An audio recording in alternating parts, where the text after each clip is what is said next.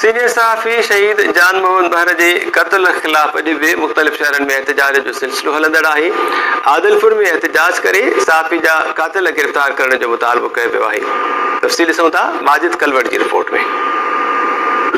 जी नाज़रीन, मौजूद है सचल प्रेस क्लब आदलपुर अॻियां, जिते सकर के सीनियर सहाफ़ी जान मोहन पार के बेरामणा क़त्ल करा पोइ सचल प्रेस क्लब आदलपुर अॻियां आदलपुर के कलम तड़न सियासी समाजी अगुवान पारां सरापा एहतिजाज पिया अॼु तो मौजूद सियासी समाजी अगुवान साहब सां ॻाल्हि ॿोल रद्द करण जो छा चवणु आहे? असल में हिकु जान मोहन पार हिकु बहादुर ऐं हक़ सच लिखण वारो सहाफ़ी हुयो, जंहिंजे सच लिखण जे करे उनखे शहीद कयो वियो आहे। ऐं असांजे आला ऑफिसरनि IG साहब, चीफ जस्टिस साहब ऐं आला ऑफिसरनि खां इहा घुराए त उन्हनि जे कातिलनि खे जल्द जल्द गिरफ़्तार करे उनजे बासर दुरियूं न चाहिनि पियूं त उनखे उते सच हक़ सच लिखणु ॾिनो वञे, इनजे करे उनखे शहीद कयो वियो आहे।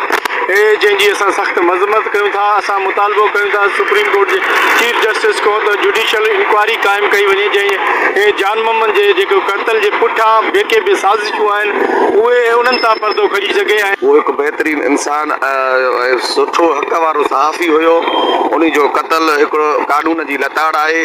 उनजी मज़म्मत कयूं था ऐं असां सिंध गवर्नमेंट खां इहो मुतालबो कयूं था त हीउ आए रोज़ जेको आहे सहाफ़ियुनि जो क़त्ल इहो जेको आहे सो थिए पियो, उन ते सिंध गवर्नमेंट जे कन ते जूई बि नथी चुरे। साहबनि खे तहफ़ुज़ फराहम करे ऐं शहीद सहाफ़ी जान मोहन जे कातिल खे गिरफ़्तार करे सख़्तु सज़ा ॾिनी वञे।